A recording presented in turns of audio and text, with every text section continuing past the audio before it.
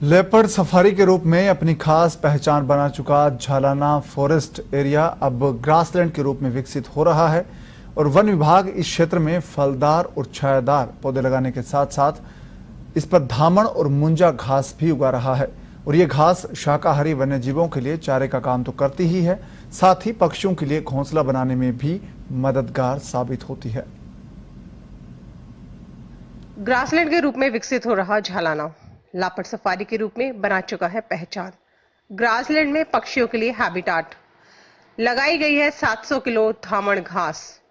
लापट safari के रूप में अपनी पहचान बना चुका झालाना फॉरेस्ट एरिया अब ग्रासलैंड के रूप में भी विकसित किया जा रहा है। विभाग इस क्षेत्र में फलदार, फूलदार और छायादार पौधे लगाने के साथ साथ धामण और मुंजा घास भी उगा रहा है। यह घास शाकाहारी वन्य जीवों के लिए चारे का काम तो करती है, साथ ही पक्षियों के लिए घोंसला बनाने में भी मददगार साबित होती है। गौरतलब है कि झालाना लापर्ड सफारी जंगल महज 3 साल में लापर्ड साइटिंग के लिए नई पहचान बना चुका है। देश विदेश से वाइल्ड लाइफ लवर्स यहां आते हैं। झालाना लापर्ड फॉरेस्ट में 300 से अधिक शावक और वयस्क बघेरे हैं।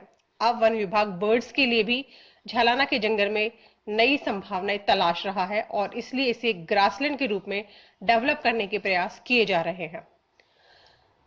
ग्रासलैंड तैयार करना है क्यों जरूरी? वन्य जीवों को संरक्षण देने के साथ साथ पक्षियों को कैसे अनुकूल माहौल दिया जा सकता है, इस और वन विभाग कार्य कर रहा है। आपको बता दें कि प्रदेश में हर साल बड़ी संख्या में साइबेरियन बर्ड्स और अन्य प्रवासी पक्षी आते हैं, लेकिन अनुकूल जलवायु नहीं मिलने के कारण ये पक्षी या ठहर नहीं पाते।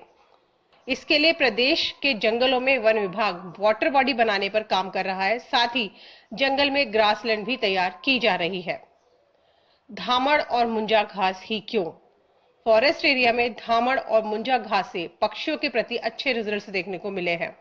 इसी बात को ध्यान में रखते हुए झालाना जंगल में तेजी से फैल रहे जंगली बबूल को हटाया गया, साथ ही फलदार और छायादार पौधे लगाए गए।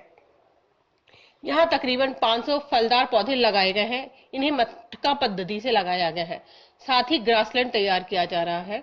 इस वर्ष यहाँ पर धामण और मुंजा घास लगाई गई है। इसके लिए वन विभाग ने अपने स्तर पर 600 किलो बीज तैयार किया है।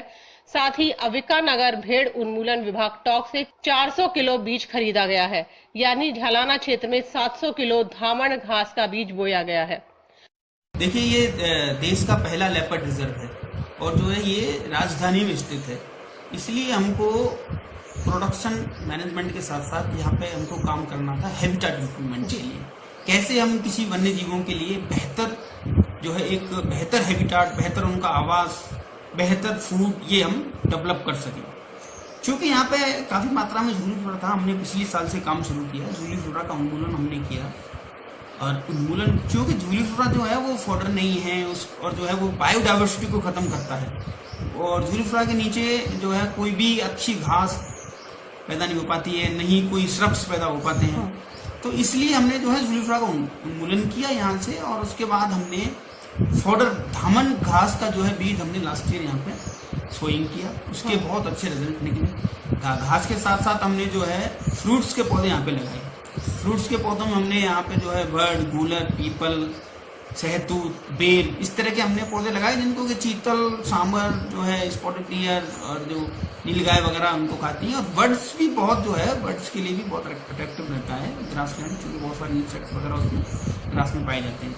तो अब जो है इस बार हमने 400 केजी घास जो है भेड़ उन डिपार्टमेंट अविका नगर से लिया है और 300 केजी ग्रास का बीज जो हमने पिछली साल सोइंग किया था उससे हमने कलेक्ट करवाया है। तो इस बार बड़ी मात्रा में 700 केजी घास का बीज हमने झालाना में जो है अभी सोइंग किया है और जो है जनरेशन उसका होना शुरू हो गया। काफ़ी अच्छे उसके रिजल्ट आ रहे। इसके अलावा हमने 500 पौधे जो हैं इस बार और फ्रूट्स के लगाए हैं और फ्रूट्स के पौधे लगाने में हमने जो है मटका पद्धति का और पाइप पद्धति का इस्तेमाल किया है, क्योंकि हम राजस्थान में हैं, यहाँ पे पानी की कमी है। क्या है ग्रासलैंड?